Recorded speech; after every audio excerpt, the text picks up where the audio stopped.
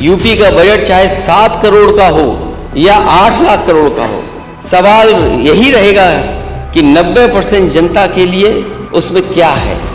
हालांकि ये बात कही गई कि मैंने प्रभु राम का नाम नहीं लिया। जब प्रभु राम दिल में ही बसते हों फिर नाम लेने की जरूरत नहीं। प्रभु राम के नाम पर राजनीति करना बंद कीजिए। पता नहीं क्यों इस बात को कहा जाता है कि पहचान का संकट था उत्तर प्रदेश में। पहचान का संकट कैसे हो सकता है उत्तर प्रदेश में? जो मेट्रो चल रही है शहरों में, क्या लखनऊ की मेट्रो आपकी सरकार लाई थी? तस्वीर तो अपनी लगा दी। यही तो कर सकते हैं आप, और क्या कर सकते हैं? 7 साल हो गए डबल इंजन की सरकार के, 7 साल हो गए, वो मेट्रो वहीं से लौट के आ जाती है। आपने कहा था कि झांसी से दिल्ली को जोड़ने के लिए एक्सप्रेसवे बनाया जाएगा। क्या वो एक्सप्रेसवे बन गया 7 साल में?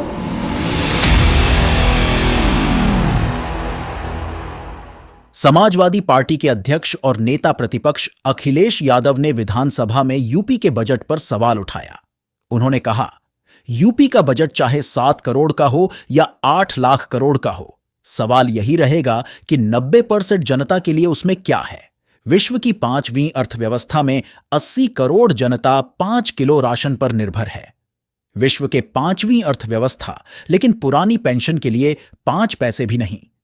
तो मैंने पहले भी कहा, फिर कहता हूं मैं, यूपी का बजट चाहे 7 करोड़ का हो या 8 लाख करोड़ का हो, सवाल यही रहेगा कि 90% जनता के लिए उसमें क्या है। दरअसल भारतीय जनता पार्टी की नीति आम जनता के लिए नहीं है। वो 10% संपन्न लोगों के लिए 90% बजट रखती है और 90% जरूरतमंद जनता के लिए, केवल नापात्र के लिए 10% बजट रखती है। तो कुछ सवाल हमारे भी हैं विपक्ष के लोगों के। विश्व की 5वीं अर्थव्यवस्था, लेकिन 80 करोड़ जनता को 5 किलो राशन पर निर्भर है। विश्व की 5वीं अर्थव्यवस्था, लेकिन किसान की बोरी में से 5 किलो की चोरी जारी है।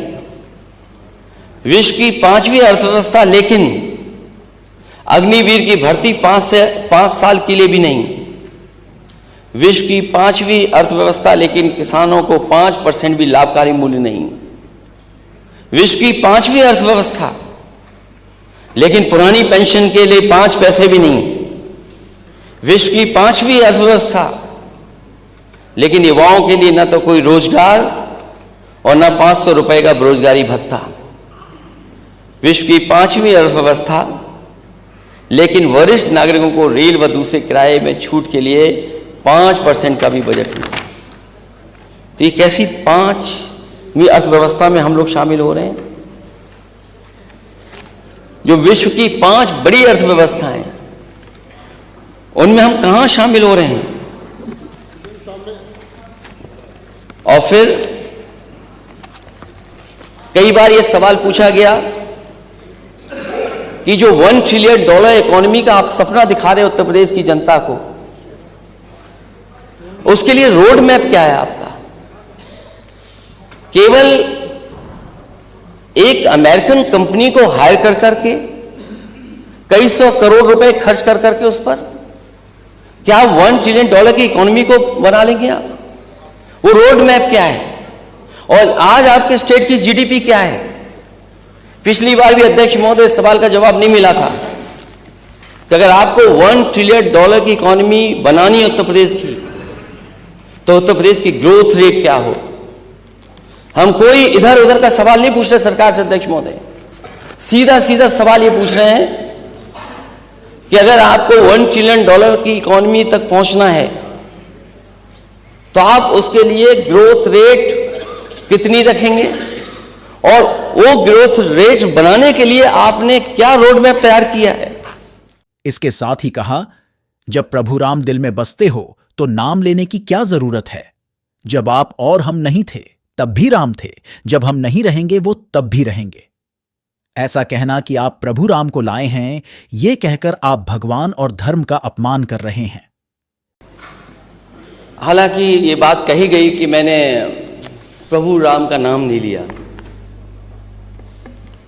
जब प्रभु राम दिल में ही बसते हों तो फिर नाम लेने की जरूरत क्या है?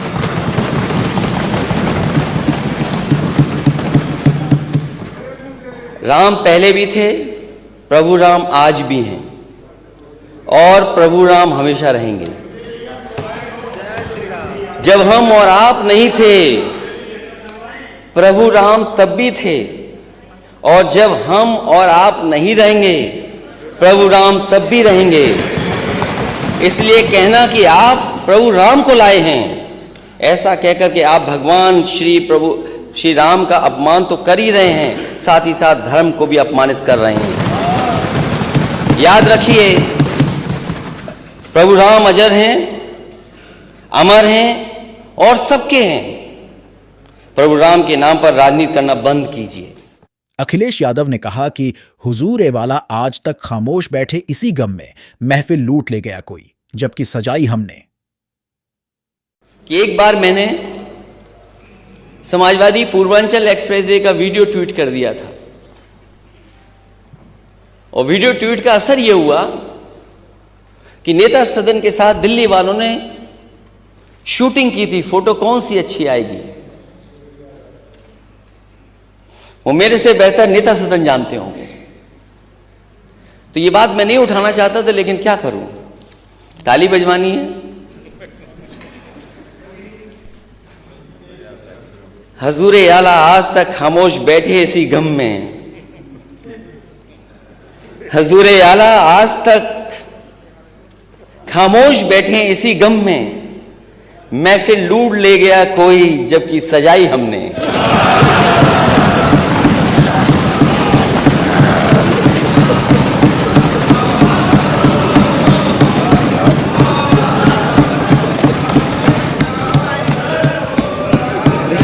अध्यक्ष महोदय,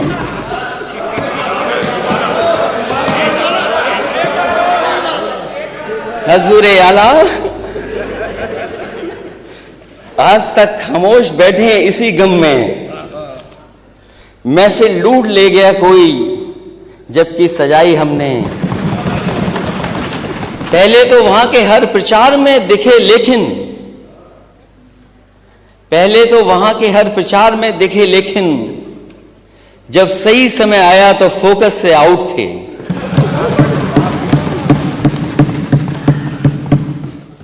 भाजपा सरकार पर निशाना साधते हुए कहा कि यूपी के लिए पहचान का संकट अगर कोई पैदा कर रहा है तो वो आपकी सरकार कर रही है। आपने कहा था झांसी से दिल्ली को जोड़ने के लिए एक्सप्रेसवे बनाएंगे, अब तक क्यों नहीं बना पाए? सरकार ये कह रही थी कि उत्तर प्रदेश में पहले पहचान का संकट था। पता नहीं क्यों इस बात को कहा जाता कि पहचान का संकट था उत्तर प्रदेश को। पहचान का संकट कैसे हो सकता उत्तर प्रदेश को? जिस उत्तर प्रदेश ने सबसे ज्यादा देश को प्रधानमंत्री दिए हों, प्रधानमंत्री के साथ साथ कोई भी देश का पैरामीटर होगा ग्रोथ का, बिना उत्तर प्रदेश के वो बेहतर नहीं हो सकता। अगर उत्तर प्रदेश के पैरामीटर चाहे हेल्थ के हों, चाहे एग्रीकल्चर के हों, चाहे एजुकेशन के हों, चाहे एम्प्लॉयमेंट के हों, किसी भी पैरामीटर पर अगर उत्तर प्रदेश पिछड़ जाएगा तो देश के पैरामीटर्स पिछड़ जाएंगे। अगर ये बात कही जाती है पहचान का बहुत बड़ा संकट था, ये बात किसी को समझ में नहीं आएगी। और अगर पहचान का संकट था 2012 से लेकर के 2017 में, तो उत्तर प्रदेश में सबसे बड़ा इन्वेस्टमेंट क्यों आया?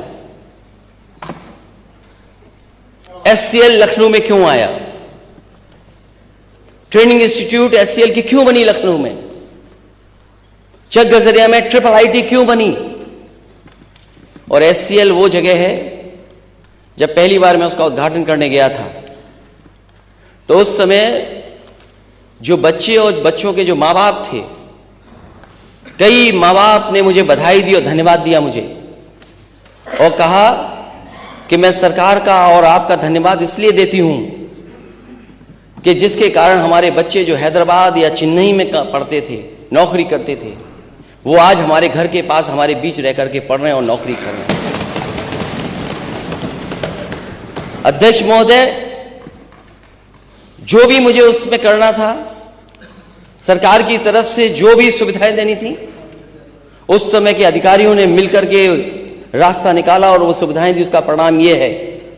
और मैं तो कहूंगा किसी भी मान्य सदस्य को अगर ये शक हो इस बात का कि एससीएल में कहां के बच्चे पढ़ रहे हैं, वो जाकर के देखें। इसी लखनऊ, इसी कानपुर के सबसे ज्यादा बच्चे वहां पढ़ रहे हैं, नौकरी कर रहे हैं और सबसे ज्यादा सम्मान की नौकरी पा रहे हैं। हो सकता है 6000 से ज्यादा व्हाइट कॉलर जॉब कर रहे हैं वहां पर। डबल इंजन की सरकार ने क्या दिया उसके मुकाबले? मुझे एक प्रोजेक्ट आप बता दीजिए लखनऊ में, या पूरे उत्तर प्रदेश में बता दें आप। सैमसंग फाइल उठा करके देख लीजिए, किस सरकार की देन है। जो उसको सरकार की तरफ से इंसेंटिव मिलना था, उसके लिए कोर्ट जाना पड़ा उसको, तब जाकर के सरकार ने कितने वर्षों के बाद इंसेंटिव दिया है। और जो मेट्रो चल रही है शहरों में, क्या लखनऊ की मेट्रो आपकी सरकार लाई थी? तस्वीर तो अपनी लगा दी। यही तो कर सकते हैं आप, और क्या कर सकते हैं? क्या लखनऊ की मेट्रो आप लाए थे? और अगर आप लाए थे तो जहां तक जाती वहां से वापस क्यों आ जाती है? दूसरे सेक्शन में क्यों नहीं गई अभी तक? 7 साल हो गए डबल इंजन की सरकार के, 7 साल हो गए। वो मेट्रो वहीं से लौट के आ जाती है। क्या कानपुर की मेट्रो आपने प्रपोज की थी? क्या कानपुर की मेट्रो आपकी सरकार की प्रपोज थी? क्या आगरा की मेट्रो आपकी प्रपोज थी? और अगर आपने प्रपोज किया था तो उसका सेकंड फेज क्यों नहीं कर पा रहे हो आप? दिल्ली से जोड़ने वाली नोएडा, वो किसने मेट्रो बनाई? और मुझे अभी भी याद है कि दिल्ली की सरकार ने मदद नहीं की थी बजट को लेकर के। उत्तर प्रदेश ने अपने नोएडा के बजट से देकर के वो दिल्ली से जोड़ने का काम मेट्रो ने किया था। नोएडा टू ग्रेटर नोएडा किसने मेट्रो दी थी? मैं जानना चाहता हूं, जो पहचान या पहचान का संकट था, अगर संकट कोई पैदा कर रहा है डेवलपमेंट को लेकर के या अर्बनाइजेशन को लेकर के, तो वो आपकी सरकार है, वो संकट पैदा कर रही है।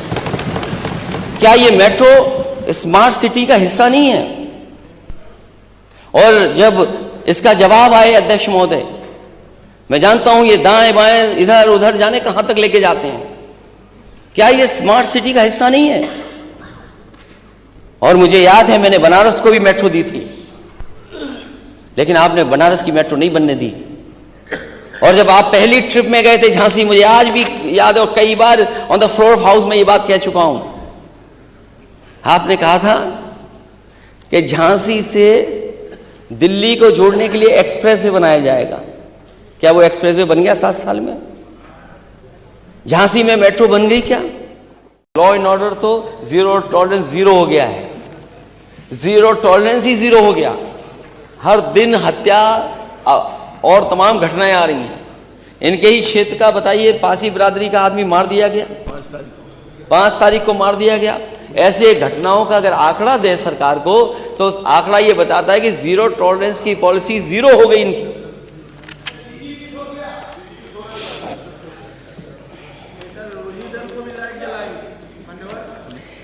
बीएचयू में, हालांकि वो सेंट्रल यूनिवर्सिटी है, पीडीए मात्र 13% है उसमें। पीजीआई में, लोहिया इंस्टीट्यूट में, केजीयू में पीडीए क्या है, मुझे उम्मीद है सरकार बताएगी इस बात को लेकर के। अध्यक्ष जी, एक बात पता नहीं अखबारों में कहां से छप गई या प्रचार हो गया, हमारे नेता सदन धर्म की बातों में बड़ा उलझे रहते हैं।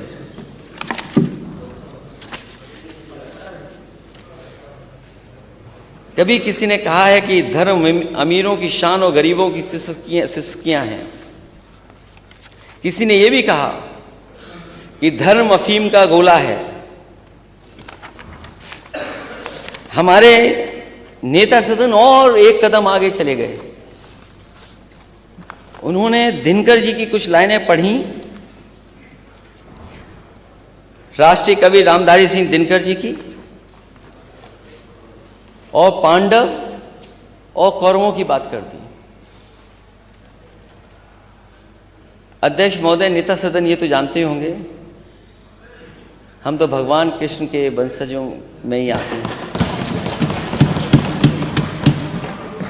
और आप कहाँ खड़े हैं और आपका परिचय क्या है वो तो आप बेहतर बता सकेंगे। जो सच्चाई है वो तो सच्चाई से नहीं कोई हट सकता। और मैंने हमेशा कहा और फिर कहता हूं कि भगवान विष्णु के सब अवतारों को मैं मानता हूं। मैं राम में भी कृष्ण देखता हूं, कृष्ण में भी राम देखता हूं। जो राम है हमारे लिए वही कृष्ण है, जो कृष्ण है वही राम है हमारे लिए। अगर आपके अलग हो तो बता दो। तो हम तो पांडव वाले पक्ष के लोग हैं। देखते रहे ब्यूरो मंच न्यूज। ब्यूरो मंच को सब्सक्राइब करें और लाइक करें।